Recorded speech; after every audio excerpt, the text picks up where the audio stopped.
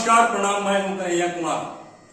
आपने देखा होगा कि पिछले दिनों किस प्रकार से भारत के राजनेता जो अपने आप को बड़े नेता कहते हैं, उन्होंने कैसे सनातन विरोधी बातों को बोलकर अपनी राजनीतिक दुकान चला रहे हैं। तो मैं उनको बता देना चाहता हूं कि अब ऐसी चीजों को बंद कीजिए, क्योंकि अब वो समय लग गया। क्योंकि हर एक सनातनी जग चुका है और आपको जवाब देने के लिए तैयार है। एक तरफ जहां इसरो प्रमुख कहते हैं कि साइंस के सिद्धांत वेदों से आए हैं, और आप जैसे नेता कहते हैं कि हिंदू धर्म में मलेरिया है, डेंगू है। वाह, गजब की आपकी मानसिकता है। अरे सेकुलर बनना ही है ना, तो आप बनो, डॉक्टर एपीजे अब्दुल कलाम की तरह बनो। ऐसा नहीं कि आप किसी एक वर्ग को खुश करके अपना वोट बैंक बनाओ। देखा होगा आपने पिछले दिनों तमिलनाडु के मुख्यमंत्री के बेटे उदयनिधि स्टालिन ने कहा कि सनातन धर्म डेंगू और मलेरिया की जैसी। अरे तुम्हारी पैदाइश ही डेंगू और मलेरिया की जैसी है। तुम गंदी नाली के कीड़े हो। अगर तुम जानना चाहते हो सनातन के बारे में, तो अपने दादा के बारे में जानो पहले।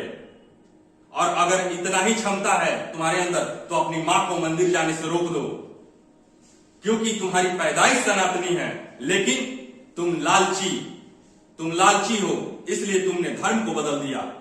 और तुम कहते हो कि सनातन धर्म डेंगू और मलेरिया। भूल जाओ इन चीजों को, क्योंकि अब इस देश का बहुसंख्यक जग चुका है और तुम्हें हर एक जवाब देने के लिए तैयार है। और हमारे देश के सम्मानित पूर्व प्रधानमंत्री जी कहते हैं कि देश के संसाधनों पर पहला हक मुस्लिमों का। तो क्या भाई इस देश के बहुसंख्यकों का कोई अधिकार नहीं है? शर्म कीजिए महाराज, आप एक शोभनीय पद पर बैठे हुए थे और तब आपने ऐसी बातें कही। क्यों? कि आप एक वर्ग को खुश कर सकें। और हमारे राहुल गांधी जी कहते हैं, जिन्हें बहुत सारे लोग राष्ट्रीय पप्पू कहते हैं, लेकिन हम नहीं कहेंगे, वो हमारे लिए सम्मानीय है। लेकिन वो कहते हैं कि मंदिरों में लोग लड़की छेड़ने जाते हैं। आप क्या बात कीजिएगा, आपको तो कुछ पता नहीं है, क्योंकि आप सभी जाति के मिश्रण से बने हैं। आपके परिवार में सभी लोग हैं, पंडित है, ब्राह्मण है, सारे लोग हैं, मुस्लिम भी हैं, सभी लोग हैं। कोई खान है तो कोई ब्राह्मण है। पता ही नहीं चलता कि आप किस जाति और धर्म के हैं। आपको तो किसी जाति और धर्म के जानकारी ही नहीं है, और आपसे किसी भी जाति और धर्म का सम्मान करना बेमानी है। और बिहार के शिक्षा मंत्री जी हाल के दिनों में कहा था कि रामचरितमानस को जला देना चाहिए। क्यों जला देना चाहिए भाई? ये कोई सिगरेट की बत्ती है, जला देना चाहिए? अगर जलाना ही है तो आप जैसे ओछी मानसिकता के लोगों की सोच को जलाना होगा, जो सनातन विरोधी बातों को बोलकर अपने आकाओं को खुश करते हैं। और आपने देखा होगा कि सपा के नेता स्वामी प्रसाद मौर्य, जो हमेशा विवादित टिप्पणी देकर सुर्खियों में बने रहते हैं, और वो कहते हैं कि हिंदू धर्म में एक धोखा है। तो मुझे तो लगता है कि आपकी पैदाइश ही धोखे से हुई है, और आप कहते हैं हिंदू धर्म धोखा है। शर्म करो। अरे भाई, राजद के प्रदेश अध्यक्ष जगदानंद सिंह जी कहते हैं, जो लोग तिलक लगाकर घूमते हैं उन्हीं ने देश को गुलाम बनाया।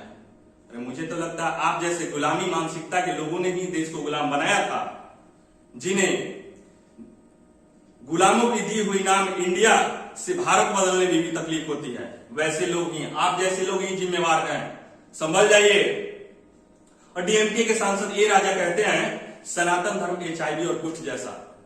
मुझे तो लगता है महोदय कि आप HIV की ही पैदाइश हो, और आपकी जो पैदाइश है ना, आपके जो माता पिता थे HIV संक्रमित थे, तभी आपकी ये सोच HIV संक्रमित हुई है। सोच को संभालिए। आपने देखा होगा बहुत दिनों पहले कि नुपुर शर्मा ने एक डिबेट के दौरान कुछ तथ्यात्मक बातें बोली थी, लेकिन अंजाम क्या हुआ आपने देखा होगा कि 52 देशों के लोगों ने उनके खिलाफ फतवा जारी कर दिया। वाह भाई वाह। और इतना ही पर बात नहीं रुका, बात यहां तक भी पहुंचा कि जिस लोगों ने नुपुर शर्मा के समर्थन में वीडियो बनाया या कुछ कहा, उनके साथ भी अनहोनी हुई, और यहां तक कि हत्याएं भी हुई। उस समय कहां थे आप लोग? कहां था आपका सेकुलरिज्म? सिर्फ और सिर्फ वोट के समय आप लोग एक वर्ग को खुश कर देते हैं और वोट बैंक बना लेते हैं। और आपको पता है, मुझे पता है कि आप लोग ऐसा क्यों बोलते हैं, क्योंकि एक पंक्ति मैं आपको सुना देता हूं।